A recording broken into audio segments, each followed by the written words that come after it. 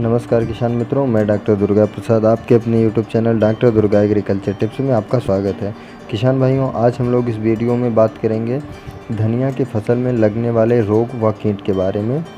उनकी विस्तृत जानकारी हम आपको इस वीडियो में देंगे। ये इनके लक्षण कौन से हैं और इनको नियंत्रण किस प्रकार किया जा सकता है। तो किसान भाइयों, हम लोग सबसे पहले बात करते हैं धनिया की फसल में लगने वाले प्रमुख कीटों के बारे में। तो किसान भाइयों, सबसे पहले बात करते हैं मोयला यानी एफिड कीट के बारे में। किसान भाइयों, यह कीट धनिया की फसल में फूल आते समय या इसके बाद इसका प्रकोप बहुत ज़्यादा होता है। यह कीट पौधों में रस चूसक कीट के रूप में आक्रमण करते हैं। यह अधिकतर पौधों के कोमल भागों पर आक्रमण करते हैं और उपज को बहुत ज़्यादा मात्रा में प्रभावित कर देते हैं। यदि इस कीट का नियंत्रण सही समय पर नहीं किया गया तो ये फसल के उत्पादन को बहुत ज़्यादा प्रभावित करते हैं। इनके नियंत्रण के लिए किसान भाइयों, आपको जब आपकी धनिया की फसल में फूल बनना शुरू हो जाए तभी आपको एक स्प्रे क्विनालफास 25 EC 2 ml दवा को प्रति लीटर पानी में मिलाकर पूरे खेत में स्प्रे कर दें। यदि स्प्रे के बाद भी कुछ दिनों के बाद आपको इस मोयला कीट का आक्रमण आपकी फसल पर दिखाई देता है तो आप जो है इसी स्प्रे को दोबारा कर दें। किसान भाइयों, अब बात करते हैं वटवर्म योंग वायर वर्म कीट के बारे में। किसान भाइयों, धनिया की फसल में लगने वाला सबसे खतरनाक कीट वटवर्म होता है।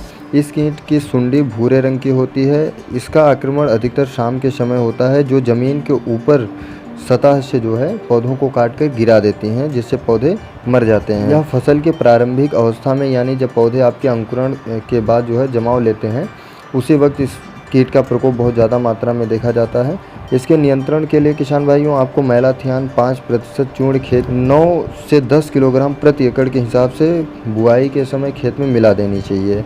यदि आपकी खड़ी फसल के ऊपर ऐसा प्रॉब्लम हो रहा है, इस कीट का आक्रमण हो चुका है, तो आप इसके नियंत्रण के लिए क्लोरोपाइरीफास या साइपरमेथेन का स्प्रे कर दें। स्प्रे करने के तुरंत बाद आप खेत की सिंचाई कर दें। यह कीट जो है नियंत्रण हो जाएगा। किसान भाइयों, अब बात करते हैं बरूथी कीट के बारे में। इसको कुछ स्थान पे माइटस कीट के नाम से भी जानते हैं।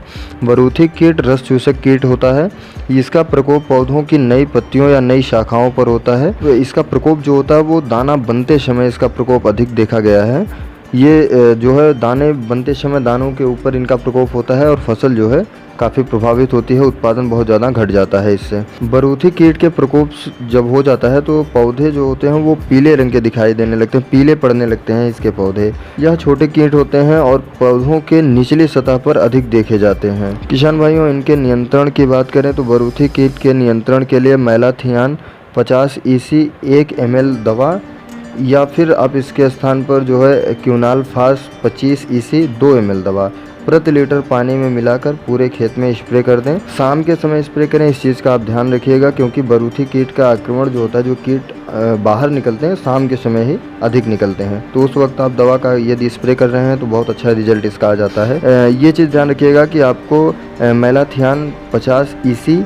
1 ml दवा प्रति लीटर पानी में मिलानी है। यदि मैलाथियान ना मिले तो उसके स्थान पर आप क्विनालफास 25 EC ले लीजिएगा। इसको 2 ml प्रति लीटर पानी में मिला के प्रयोग करना है। किसान भाइयों, ये हमने बात की धनिया की फसल में लगने वाले प्रमुख कीटों के बारे में। अब हम लोग बात करते हैं धनिया की फसल में लगने वाले मुख्य रोग कौन कौन से हैं और उनका नियंत्रण कैसे किया जाए। तो किसान भाइयों, हम लोग बात करते हैं धनिया की फसल में लगने वाले रोगों के बारे में। सबसे पहले हम बात करते हैं पाउडरी मिल्च्यूड रोग के बारे में। किसान भाइयों, पाउडरी मिल्च्यूड रोग बहुत खतरनाक रोग होता है धनिया की फसल में। यह पौधों की पत्तियों या टहनियों पर सफ़ेद चूर्ण दिखाई देने लगते हैं। इस रोग का प्रथम लक्षण है कि पत्तियां और जो टहनियां होती हैं उन पे सफ़ेद चूर्ण दिखाई देने लगेंगे आपको। रोग का प्रकोप अधिक होने पर बीज नहीं बनते हैं। यदि बनते भी हैं तो बहुत छोटे साइज़ के और संख्या में बहुत कम होते हैं, जिससे उत्पादन जो है बहुत अधिक प्रभावित हो जाता है। इनके नियंत्रण के लिए यदि आपको फसल में इनके लक्षण दिखाई दे रहे हों तो इनके नियंत्रण के लिए आप केराथेन 0.1% या फिर कैलेक्सिन 0.05%, दोनों दवाओं में से किसी एक दवा का स्प्रे आप फसल के ऊपर करवा दें। यह रोग नियंत्रण हो जाता है। किसान भाइयों, अब बात करते हैं उकठा रोग के बारे में। इस रोग में पौधे हरे ही मुरझा जाते हैं, यानी आप खेत में जाएंगे तो हरे पौधे होंगे, ना तो वो पीले हुए रहेंगे ना ही भूरे हुए रहेंगे, बस मुरझा जाते हैं। ये इसका प्रथम लक्षण होता है जो पौधों में दिखाई देता है। यह पौधों की छोटी अवस्था में अधिकतर प्रभावित होता है यह रोग, लेकिन ये कंफर्म नहीं होता है। अधिक प्रभाव इसका जो है पौधों की छोटी अवस्था में होता है, लेकिन ये पौधों की किसी भी अवस्था में रोग लग सकता है। यह रोग जिस पौधे में लगता है वो मर जाता है, जिससे उत्पादन में काफ़ी कमी आ जाती है।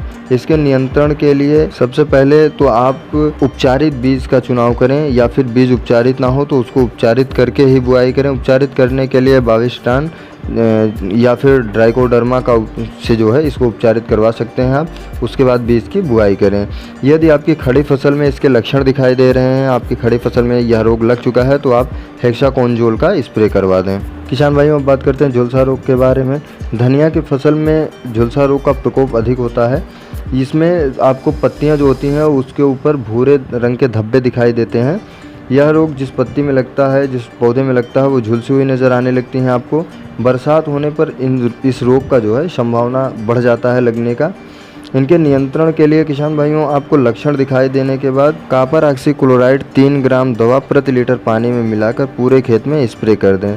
कॉपर ऑक्सीक्लोराइड के साथ में प्लांटोमाइक्सिन को मिलाकर स्प्रे करें और अच्छा रिजल्ट आपको मिलेगा। किसान भाइयों, अब बात करते हैं लौंगिया रोग के बारे में। धनिया की फसल में लगने वाला सबसे खतरनाक रोग है लौंगिया रोग।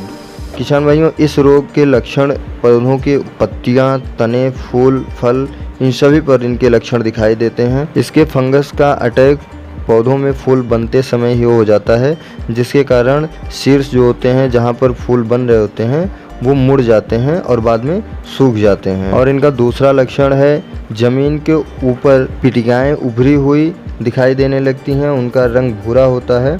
आकार की बात करें तो यह अर्धावृत्ताकार या हंसियाकार तथा लंबा हो सकता है। बाद में पूरी शाखाएं जो होती हैं, पूरे पौधे जो होते हैं वो सूख जाते हैं इन्हीं के कारण, और जिसके वजह से पौधे मर जाते हैं।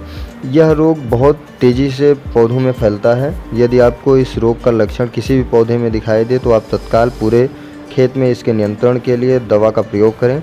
इसके नियंत्रण के लिए सबसे पहली चीज़ तो आप उपचारित बीज का चुनाव करें। यदि आपकी खड़ी फसल में ये समस्या हो रही है तो आप हेक्साकोनज़ोल 5 EC या प्रोपिकोनज़ोल 25 EC दवा 2 ml दवा को प्रति लीटर पानी में मिला के पूरे खेत में स्प्रे कर दें। दोनों दवा में से हेक्साकोनज़ोल 5 EC या फिर प्रोपिकोनज़ोल 25 EC दोनों दवा में से किसी एक दवा का प्रयोग आप कर सकते हैं। किसान भाइयों, यदि आपकी फसल में कोई प्रॉब्लम हो रही है और वो आपको समझ में नहीं आ रही है, या आप बताए गए वीडियो में लक्षण आपकी फसल से नहीं मिल रहा है, तो उसके लिए आप अपने फसल की फ़ोटो खींच के हमारे व्हाट्सएप पे भेज सकते हैं। हम आपको रिप्लाई में बता देंगे।